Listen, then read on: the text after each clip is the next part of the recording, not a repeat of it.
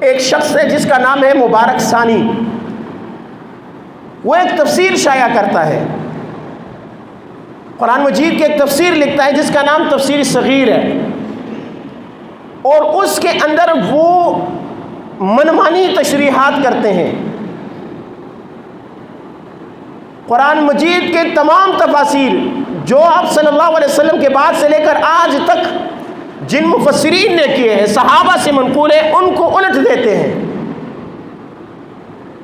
وہ فتنہ قادیانیت کو وہاں سے پروموٹ کرتے ہیں اور ان کے اندر جو ہے وہ اپنے تشریحات شامل کر دیتے ہیں، اور اس تفصیل کی جو ہے تفسیر جو ہے وہ پروگرام کرتے ہیں، اور وہاں پر لوگوں کے اندر وہ تفسیر جو ہے وہ تقسیم کرتے ہیں۔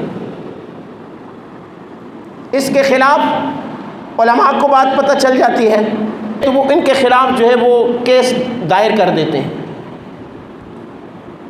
1 سال تک تو ان کے خلاف کارروائی نہیں ہوتی ہے، 6 دسمبر 2022 کو جا کر اس کے خلاف کارروائی ہوتی ہے، اور وہ ملعون جو ہے وہ گرفتار ہو جاتا ہے۔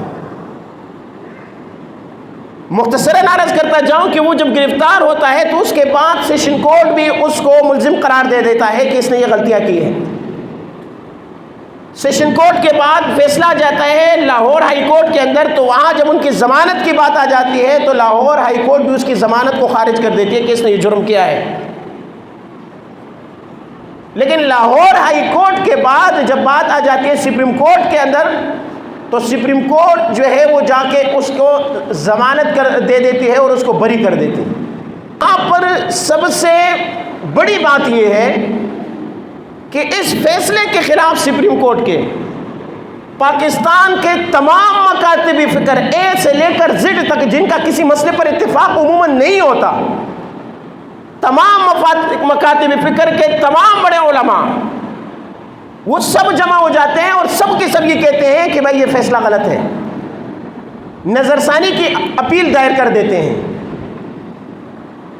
اور 2 دن پہلے جو ہے وہ ہمارے سپریم کورٹ کے معزز جج صاحب جو ہے وہ فیصلہ صادر کر دیتے ہیں اور ان کو باعزت بری کر دیتے ہیں، کہ کہتے ہیں کہ بھائی یہ ان کا ذاتی فعل ہے، پرائیویٹ کام ہے ان کا، وہ کر سکتے ہیں۔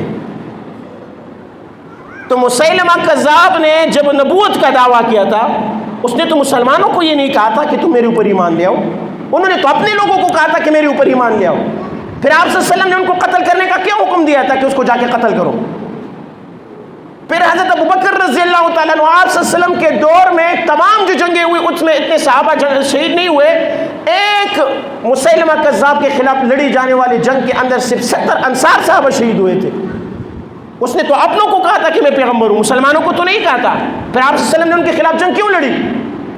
مدینہ میں جب آپ صلی اللہ علیہ وسلم آیا، آپ صلی اللہ علیہ وسلم نے مسجد قباء بنایا، تو جو مخالف پارٹی تھی انہوں نے مسجد زرار بنایا۔ قرآن میں حکم آیا سورۃ التوبہ کے اندر کہ اس مسجد کو جلا دو، گرا دو۔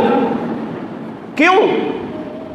وہ تو اپنی جگہ تھی، ان کی ذاتی پراپرٹی تھی، اپنے لیے بنا رہے تھے، مسلمانوں کے لیے تو نہیں بنا رہے تھے، لیکن اللہ نے کہا گرا دو، یہ مسلمانوں کا شاعر ہے مسجد۔ مسیلمہ کذاب کے خلاف جہاد کرو، کیونکہ اس نے جھوٹی نبوت کا دعویٰ کیا ہے۔ شق نمبر 6 کے اندر وہ لکھتے ہیں کہ بھائی مبارک ثانی کو جو ہے وہ باعزت اس لیے بری کر دیا جائے کہ یہ کتاب لکھنے والے نہیں ہیں، اس کو نشر کرنے والے نہیں ہیں۔ تو یہ تو ہم کہتے ہیں کہ جج صاحب یہ تو بات اور گمبھیر ہو گئی، اگر یہ نہیں ہے، نشر کرنے والے یہ نہیں ہے، تو پھر تو پورا ادارہ ہے، پھر تو سب کو گرفتار کرو۔ آپ نے اس کو بھی چھوٹ دے دی، تو پھر یہ لکھنے والے کون ہیں؟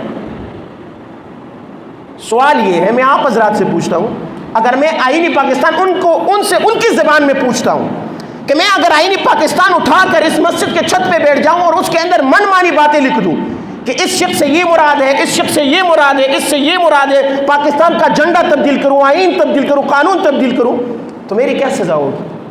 مجھے چھوڑیں گے؟ میں مجرم ہوں گا کہ نہیں ہوں گا؟ اگر میں آئینی پاکستان کے اندر چینجز کرتا ہوں، میں مجرم ہوں، تو ایک شخص قرآن کے اندر تحریف کرتا ہے تو مجرم کیوں نہیں ہے؟ شق نمبر 7 کے اندر وہ لکھتے ہیں کہ انہوں نے قرآن جو اپنی تحریف شدہ لکھی ہے اس نے اپنے ادارے کے اندر لوگوں میں تقسیم کی ہے، باہر جا کر لوگوں میں تقسیم نہیں کی ہے۔ تو ہمارا یہ سوال ہے کہ اپنے ادارے کے اندر اگر کوئی کام کرے تو کیا جرم نہیں ہوگا؟ اگر میں اپنی مسجد میں بیٹھ کر آئین پاکستان کے اندر تبدیلی کروں تو کیا میں مجرم نہیں ہوں گا؟ یا صرف میں باہر جا کے جو ہے گیلا روڈ کی چوک میں کھڑے ہو کر کروں گا تب وہ جرم ہوگا؟ جرم ہوتا ہے، چاہے وہ سرعام ہو یا کمرے کے اندر ہو، وہ جرم ہوتا ہے۔ شپ نمبر 41 کے اندر وہ لکھتے ہیں کہ قادیانی اپنے عبادت خانے کے اندر کلمہ لکھ سکتے ہیں کہ کلمہ طیبہ کے اندر اگر ہم مراد لیتے لا الہ الا اللہ محمد الرسول اللہ، تو محمد سے ہم مراد لیتے آمنہ کا لال، عبداللہ کا در یتیم، ہم اس سے وہ مراد لیتے ہیں۔ یہ یہاں پر محمد سے مراد ملعون مرزا قادیانی کو لیتے ہیں، تو اس کی اجازت ان کو کیسے دے دی جائے؟ پھر آگے شق نمبر 42 کے اندر یہ کہتے ہیں کہ بھائی گھر کے اندر اسلامی شعائر جو ہے وہ استعمال کر سکتے ہیں۔ تو پھر بات وہی آ جاتی ہے کہ بھائی جرم باہر جرم نہیں ہے، اندر جرم نہیں ہے، اور باہر جرم ہے۔ اندر جا کر آپ پاکستان کے خلاف جو ہے وہ بغاوت کرو، پاکستان کے خلاف اندر آپ بیٹھو اور انڈیا کو جو ہے وہ سپورٹ کرنا شروع کرو گھر کے اندر سے، تو کیا وہ جرم نہیں ہوگا؟ گھر کے اندر آپ بیٹھو، پاک فوج کی مخالفت آپ کرو، تو کیا یہ جرم نہیں ہوگا؟ تو آپ کہیں گے بھائی میں تو گھر کے اندر کر رہا ہوں۔ بھائی گھر کے اندر کریں جرم تو جرم ہے، تو وہ اگر گھر کے اندر کرے، اور ہمارے سادہ لوگ مسلمان بھی کہتے ہیں یار آپ مولوی لوگ بڑی سختی کرتے ہیں، وہ اگر اپنے گھر کے اندر قربانی کرتے تو آپ کو ان سے قربانی سے کیا تعلق ہے؟ وہ اگر اپنے گھر کے اندر جو ہے وہ اپنا جو ہے قرآن اپنا پڑھتے ہیں تو آپ کو ان سے کیا تعلق ہے؟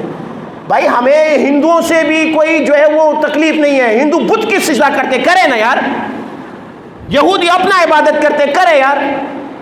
ہمارے راولپنڈی اسلام آباد کی سب سے مین جگہ پر جہاں میں اور آپ 2 منٹ سے زیادہ کھڑے نہیں ہو سکتے ہیں، یہ جا کے جو ہے وہ صدر کے ساتھ اس طرف ڈیچکیوں کے سامنے جو ہے عیسائیوں کا چرچ بنا ہوا ہے، بنے نا یار، وہ اپنی عبادت کرے، ہمیں کوئی تکلیف نہیں ہے۔